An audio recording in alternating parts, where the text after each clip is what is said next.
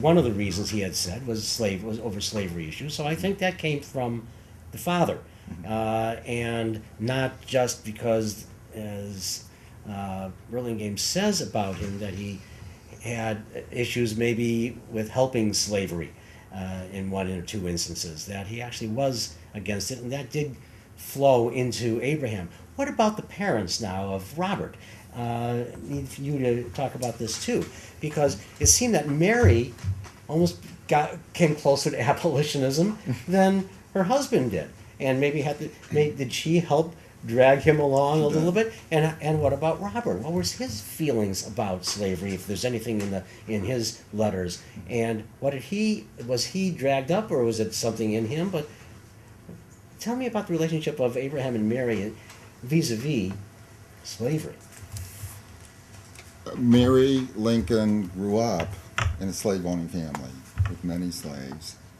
For that reason, she knew many more African Americans personally, certainly more slaves than Abraham Lincoln did, certainly growing up and even in the White House. She got to know them as people rather than as a faceless mass of Africans in bondage. An abstraction, which I think too often Lincoln thought of them as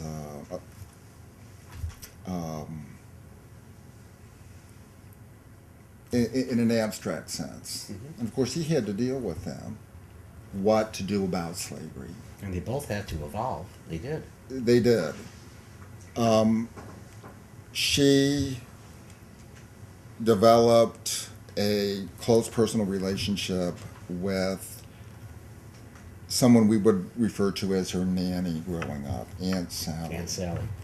Aunt Sally was her closest confidant. She helped slaves escape on the Underground Railroad. And must have felt close enough to Mary to actually somehow let her know that she was doing that, yes? Yes. You mentioned that in the book. That was surprising. And Mary Todd likely approved, if not abetted. There's no evidence of that. Yeah. In the White House, Lincoln developed close personal relationships with William Johnson, who was a personal messenger. After he died, he contracted Lincoln's smallpox and died.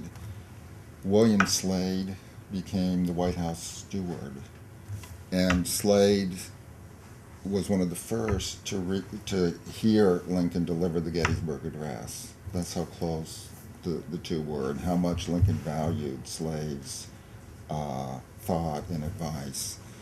As they developed those relationships, Mary Lincoln had more opportunity, I think, to meet in the hospitals, in the fugitive slave camps, more African Americans. There was a female journalist who got to know Mary Lincoln and wrote at the time, "I believe that Mary Lincoln has more ardor for abolition and more compassion for the slaves," she said, "than even her husband," indicating that he did too. Mm-hmm.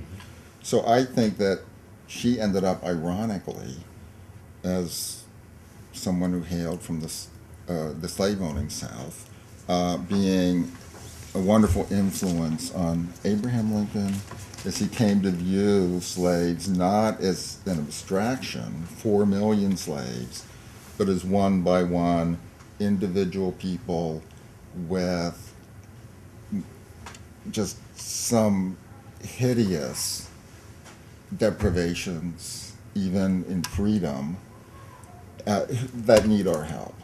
And they must have spoken about this together in the White House. I can't see that Mary would have been silent about this, and that they spoke to each other quite a bit about so much, about politics and everything. I don't think they stopped, especially in the White House.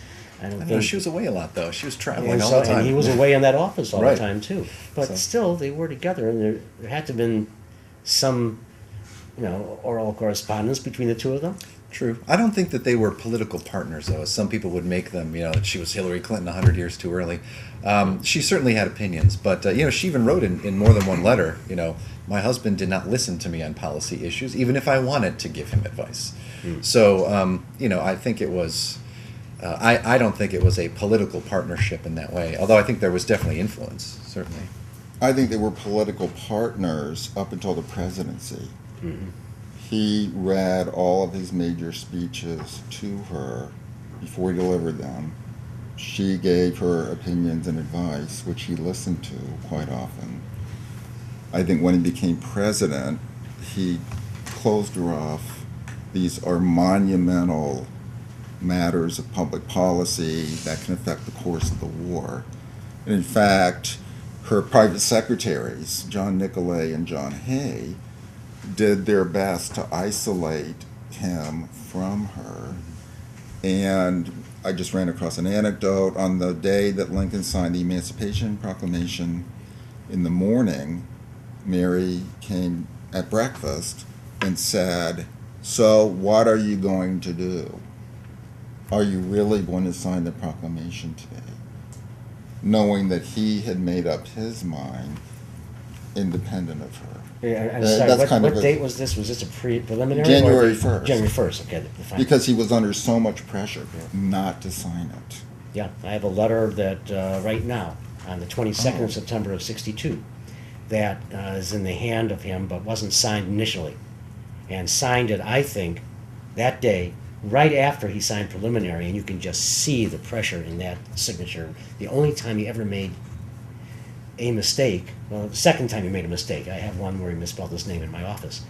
But this one he said A.B. Lincoln. He was starting to do Abraham. I said, oh no, I don't have to do that. But his mind was in a fog somewhere. I'm going to ask you something about Robert. Here's a letter of Robert's that I think is unknown, to Herman Haupt in May of 1892. And what he's saying, amongst other things, is, he says, "I shall look for your Century article with very great interest," the Century publication. "I have never been able to find a scrap of record to verify my perfectly distinct memory of what my father told me in reference to General Lee's escape." Now, the story was that Haupt recorded later that Robert had told him that upon, I'll quote what he says, "Upon entering his father's room one morning, just after the Battle of Gettysburg, he found him in great distress, and upon inquiring the cause, the president stated that information had just been received from General Haupt, that General Meade had no intention immediately of following up his advantage." Well, so there was certainly a lot that Robert saw of his father, and you say in this book that they were closer than most of us think, and believe, even from the time they were all away from each other. So I'm going to go to, there's a long way to get to a different sort of, back to our subject of slavery. What was Robert's views? Did that come out at all? Did Mary and Abraham, his parents, influence him? Is there any influences that he saw along that line? About slavery? Yeah. It's interesting. I've never found anything that Robert ever mentioned about slavery or blacks in general, even later in life. Well, I'm thinking especially earlier. Yeah, but earlier I've never seen anything. I've seen one reminiscence. It was in a newspaper article in like 19-teens or something, supposedly about when his father signed the Emancipation Proclamation and Robert was in the room.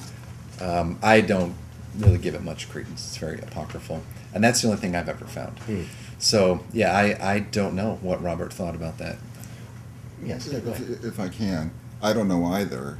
I do know that with Willie and Tad, Lincoln wanted them to have an advantage that he did not, which was to interact with African Americans, just as ordinary people. His White House steward was William Slade. He lived a few blocks from the White House. He had children the same age as Willie and Tad, and quite often they invited the Slade children to play at the White House. And Lincoln would walk his children over to William Slade's house and leave them for the day, so that he could get to know African Americans as simply people. As his wife had. Yes. Yeah, interesting. You got me off on a different subject, and I had a great I'm question sorry. right there. And so now I'm going to have to do something else, and I'm not sure what that is. I think I'll take. No, I really wanted to ask. Oh yes, what influences on the character of Robert do each of you think his parents had? What do you see in Robert that comes from his mother, from his father? Good, bad, indifferent? Well, I don't have as much to say as Jason does. No, but you have something to say. I do know that when Robert was growing up, Abraham Lincoln told friends, he's a Todd. My other children are Lincolns. So I think he saw the distance, and he thought that Todd at least aspired to, if not borrowed from, that upper class aristocratic demeanor that probably Mary Lincoln instilled in him. Did he get the Todds with 2 Ds or 1 D? There's a very famous story, Yes. right? About I think these were the 2D Todds. there's a famous adage about the Todds. Now, I want you to continue on with this, but quick, this is I'm asking this. Did that adage about the Todds, that the Todds needed 2 Ds in their name while God needed only 1? We always heard it through Lincoln, but did Lincoln get it from somewhere else, or was that his? Yeah, I heard. I think it was Wayne Temple told me that he had it all right down to the minutia source material, as he Yeah. always does. That Lincoln got that from someone else, talking about a different Todd, Okay. and Lincoln kind of appropriated that, as he did with many of his stories. Continue on with the character of Robert as you Sure. see coming through his parents. Well, I'm interested, actually. I've never seen that Lincoln said Robert's more of a Todd. I'd love to get that reference from you later. I think that he was... The supplement in your book will have that. That's right. I think he was a perfect combination of his parents. He was, as I said, he was a great joke teller, great storyteller, just like his father. He was scrupulously honest, like his father. He was a lawyer, like his father. He was lifelong Republican, had a great interest in politics, just like his father, even though he never wanted elective office. But like his mother, Robert, he was a good dresser. He was, a very proper gentleman, although I think he got that from his 5 years in New England, quite frankly, more so than from the Todd family. Like his mother, he knew how to hold a grudge. He also had a temper, like the Todds do. And so I think there was a little bit of both in there. He was very intelligent. He spoke French, like his mother. He and his mother took piano lessons together. They traveled everywhere together. So I think they both had great influences on him. But, a lot of people say that Robert, and this started with Herndon. Robert was more Todd than Lincoln. And then I think this started with Ruth Randall, that said, well, Robert's, one summer he spent with the Todd family when he was 5 years old turned him into a little Todd, which I think, quite frankly, I don't buy it at all. I think Robert, his 5 years in New England, 1 at Exeter, 4 at Harvard, that's when he became the quintessential Victorian era gentleman that he became throughout his entire life because of his experiences there. When he came back to Springfield in '61, everybody remarked on his clothing and his dress and his bearing, and Mary actually said, well, we might need to take him home because he's becoming too much of a Yankee. And I think that's where he got his bearing that was so different from his backwoods father.